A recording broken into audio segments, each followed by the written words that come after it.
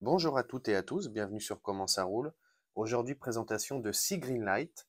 Sea Greenlight, d'ailleurs, qui intègre la série numéro 3, California Lowriders. C'est assez rare que je vous présente des séries entières, puisque j'achète vraiment ce qui me plaît, et puis même s'il m'en manque une dans une série, je vais pas l'acheter pour autant. Là, il se trouve que les 6 m'ont plu et que je les ai achetés tout en même temps, donc je vous les présente les unes à la suite des autres en une seule vidéo. Commençons tout de suite avec cette magnifique Chevrolet Bel Air de 55 avec un biton qu'on pourrait appeler Bordeaux et sable marron clair, quoiqu'en vidéo ça fait un peu vert kaki, mais ce n'est pas le cas. Donc évidemment, série Lowrider, donc véhicule un petit peu rabaissé, jantes un petit peu différentes et peinture monde d'origine. Je distingue à l'intérieur clair, beige, les grosses jantes racing chromées, ok. À l'avant, comme à son habitude, hein, la Bel Air est très bien faite. Les deux gros feux peints, pare-chocs chromés, calandre chromée, insigne de capot bien présent. Voilà. Il me semble même que je vous en ai présenté avec des insignes un petit peu plus proéminents que ça. Alors je l'ai sous les yeux. Oui, c'est une 55 aussi de la série Boston Knuckle. Et je trouve que l'insigne de capot était mieux fait. Là, il s'agit d'un... Non, non, non, non. C'est en relief aussi. Ok. Bon, écoutez, c'est pas grave, c'est un petit détail. À l'arrière, difficile à travers la boîte, hein, je m'en excuse, mais regardez, on a cette fois-ci des feux peints, mais ceux-là sont quand même relativement bien faits, comparé une nouvelle fois de plus à la blanche et noire de la série Boston Knuckles que je vous ai déjà présentée. J'avais été un petit peu grognon euh, rapport à la finition de l'aile avec le feu et du pare-choc, si vous vous souvenez de cette vidéo. Là, c'est plutôt bien fait, je n'ai rien à dire. Châssis métal. Pour les amoureux des numéros, je tiens à vous le dire tout de suite. Malheureusement, je n'ai trouvé aucun numéro sur toutes les véhicules, tous les véhicules pardon, que je vais vous présenter dans cette vidéo. Voilà, je m'excuse, hein. Donc, je vais vous le montrer une fois pour toutes, puisque c'est exactement les mêmes sur les 6. Donc, c'est la série numéro 3 de California Lowriders. Il y en a 6. Je vais vous les présenter dans cette vidéo. Et c'est sorti en 2023. Voilà pour cette jolie Bel Air. On continue avec ce magnifique modèle d'Impala 63. Et d'ailleurs, je pense sincèrement qu'il s'agit de la plus jolie de cette série 3. Euh, Ceux qui connaissent bien auront déjà remarqué qu'il s'agit, je pense, de la même voiture, avec les mêmes points de rouille de celle de Auto World, la version Patina Lowrider. Je vous laisse regarder sur internet, mais Auto World ont aussi sorti des séries Lowrider et il existe pratiquement la même, avec le même choix de couleur chez eux. Donc voilà, si ça vous intéresse, allez regarder, c'est assez drôle avec les mêmes jantes en plus. Et d'ailleurs, je me souviens que la Auto World, je l'avais pas acheté parce que j'avais trouvé les jantes pas vraiment en adéquation avec l'année. Vous voyez là, on a des jantes un peu racing sur une Impala. J'aime pas beaucoup. J'aurais préféré des jantes à rayons, mais force est de constater que je l'ai acheté. Donc, je vais m'y faire. Donc, concernant la voiture en elle-même, Chevrolet Impala de 63, voilà, deux portes, hardtop. On a, euh, on a évidemment des points de rouille un petit peu partout, mais si vous regardez bien, on a le droit à des jolis strips de peinture. Vous le voyez sûrement en bas, de la portière, sur l'aile. Ça court d'ailleurs tout le long de la carrosserie, hein. Tout ce que vous voyez n'est pas de la rouille. On a des beaux liserés de peinture, notamment sur le haut du toit ici. Je vais essayer de vous montrer ça. Vous voyez là, on a une espèce de toile d'araignée peinte. Voilà. Et le toit est également peint d'un petit liseré doré. Voilà. Donc ça, c'est plutôt sympa. À l'avant, c'est flagrant. Vous voyez les strips ici et les points de rouille, il faut quand même l'avouer, sont de très très bonne facture, ils sont très bien réalisés.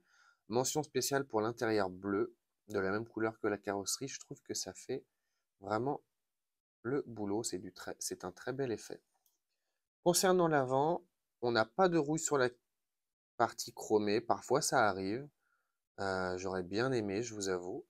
Mais écoutez, là on a les pare-chocs, le calandre, les feux, tout est à sa place, c'est droit, c'est propre, c'est beau, il n'y a rien à dire. C'est même limite trop beau comparé au reste de la carrosserie. Derrière, vous connaissez mon amour pour les Impala, c'est absolument magnifique avec ses 6 feux caractéristiques. Tout est chromé, tout est beau, rien à dire. C'est magnifique. Châssis métal, et puis vous connaissez déjà l'arrière de la boîte. On continue cette fois avec la troisième. Je les ai achetés hier, il y a déjà de la poussière. Chevrolet Monte Carlo de 1971. Une livrée bien flashy jaune avec paint stripping de couleur vert. J'ai l'impression que les traits de peinture sont verts. Ça part de l'avant, ça court le long de la porte, ça reprend à l'aile arrière jusqu'à finir sur la partie des feux arrière. Deux jolies jantes chromées, pneus flanc blanc, Monte Carlo écrit sur la partie basse du toit vinyle noir, intérieur noir, bas de caisse qui semble être gris ou chromé, d'accord. Petit défaut ici, regardez le phare qui bâille un peu là. Il n'est pas vraiment collé à la carrosserie, c'est un petit peu dommage. D'ailleurs, je remarque que celui de droite fait pareil. Mais écoutez, ça fera le boulot. Devant, le capot baille un peu. Voilà, il n'est pas complètement fermé. Le pare-choc est chromé, d'accord. La calandre aussi. On n'a pas le rose essuie-glace. Peut-être que sur cette version, comme sur ma Chrysler de 76, une fois qu'ils sont éteints, ils se cachent en dessous du capot. C'est possible, je n'ai pas l'information. À l'arrière, oh, on a un gros travail de peinture sur la partie. Qu'est-ce qu'on a là? C'est une femme ou c'est juste des... Ok, bon. Bah, j'en demande à chaque fois trop au téléphone. Non, ce sont simplement des effets de peinture sur le coffre ici. Hop, un petit focus, voilà, on se reconcentre. Donc voilà pour cette Monte Carlo de couleur jaune. Je la trouve vraiment bien réussie. Surtout que les Monte Carlo, je ne suis même pas sûr d'en avoir déjà présenté et je ne suis même pas sûr d'en avoir une dans la collection. Ça me dit rien.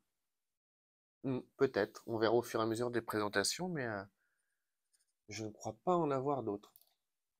Enfin, peu importe. Dommage hein, pour les feux on va rester poli, qui dépassent un peu, pardon. Et puis sinon, c'est une très belle voiture. On continue. Alors celle-ci, je vous avoue avoir hésité à l'acheter. Parce que très simple. Voilà. Une belle Cadillac Sedan Deville de 72, qui fait partie de la série Lowrider, mais qui pour moi n'a rien de Lowrider. Alors, est-ce qu'elle est un petit peu rabaissée? Non, je ne vois pas. Qu'est-ce qu'on a? On a des jantes noires avec centre de roue chromé. Est-ce que c'est ça qui la caractérise d'un véhicule Lowrider? Je ne crois pas. Personnellement, je la trouve... Alors attention, elle me plaît beaucoup. C'est le genre de voiture les grosses berlines, 4 portes, hardtop, comme ma Chrysler 76, j'en suis fan. Je l'aurais acheté quoi qu'il arrive, mais je trouve simplement qu'elle n'a pas sa place dans la série Lowrider. J'aurais préféré peut-être voir un autre modèle un petit peu plus poussé niveau détail, modification et finition. Là, en gros, ce que vous avez en face de vous, c'est une grosse berline 4 portes toute blanche. Voilà. Je vous la présente quand même, notamment et mention spéciale à l'avant qui est vraiment, vraiment bien réussie. On reconnaît absolument la Cadillac de 73 avec ces deux je sais pas comment on dit en français. Vous voyez les deux petites languettes noires là, c'est les absorbeurs de choc, voilà. C'est très très bien. On a les feux avec la partie orange au milieu, la grosse calandre chromée, le logo Cadillac sur le capot, un intérieur bleu. Derrière, les feux sont un petit peu grossiers personnellement, bien que sur ce modèle en vrai ils sont quand même assez gros. Voilà, châssis métal. J'ai pas vu le numéro, je m'excuse.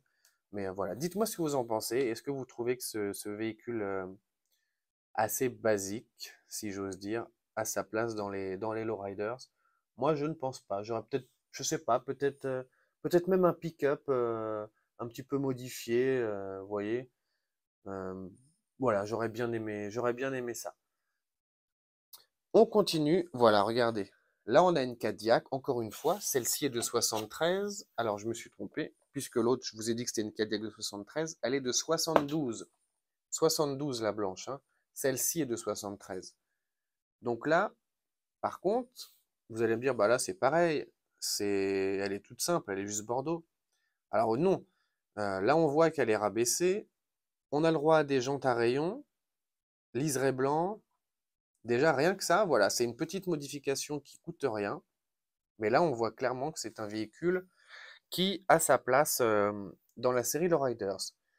J'aurais même rajouté, mais ça c'est mon avis, allez, un petit travail de liseré de peinture sur la carrosserie, même blanc, ou vous voyez, comme sur l'Impala que je vous ai présenté, ou la Monte Carlo juste avant.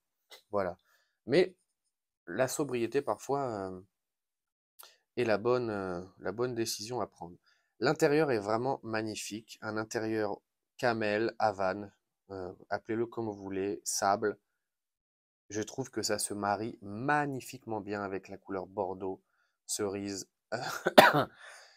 excusez-moi, de la carrosserie. Ah oui, désolé pour la toux, je la retiens depuis tout à l'heure, je pouvais plus. Donc voilà, un avant assez similaire hein, à celle de 72. Regardez, je vais les remettre à côté. Euh, sur la 72, la blanche, euh, les deux petits absorbeurs de choc caoutchouc sont un petit peu plus rapprochés que sur celle de 73. Mais j'ai un petit faible, j'avoue, pour la rouge, moi, de 73.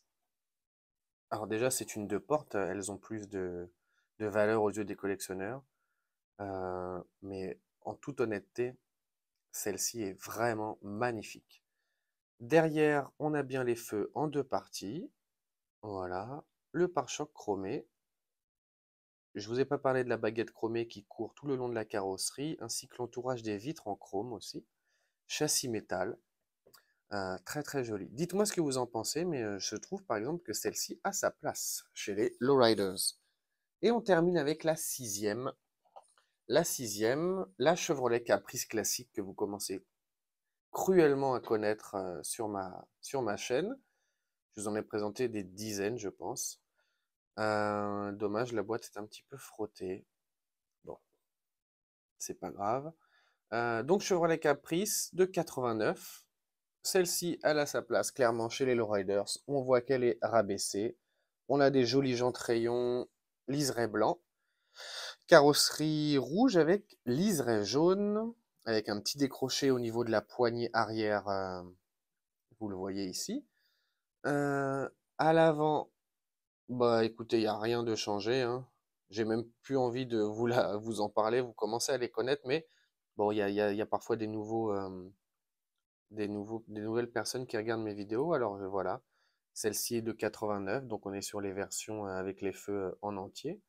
Je vous en ai présenté des années 70, puisque cette Caprice commence en 77, et elle est un petit peu différente. C'est celle que je préfère d'ailleurs, comparée à cette version de fin 80.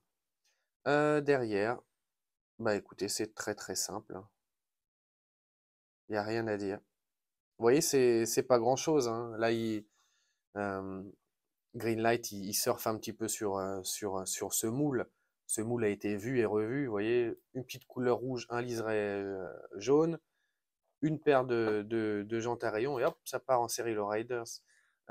Sachant, je ne pense pas vous l'avoir déjà présenté, ça viendra. Et si c'est le cas, je m'en excuse. Je perds un petit peu le fil à force de toutes ces vidéos.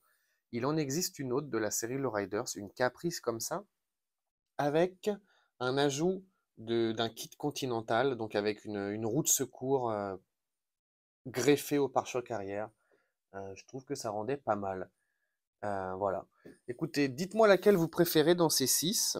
Moi, personnellement, l'Impala Patina est magnifique et la Cadillac Bordeaux, je pense, obtient mon vote.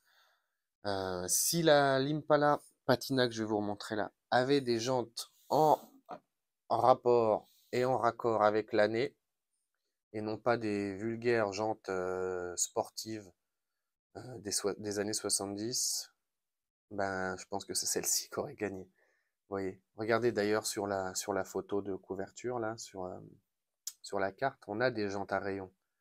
J'aurais bien aimé les avoir sur la miniature. Voilà. Merci en tout cas d'avoir regardé cette petite vidéo. Et puis j'espère que ça vous a plu. À très très vite sur Comment ça roule. Merci.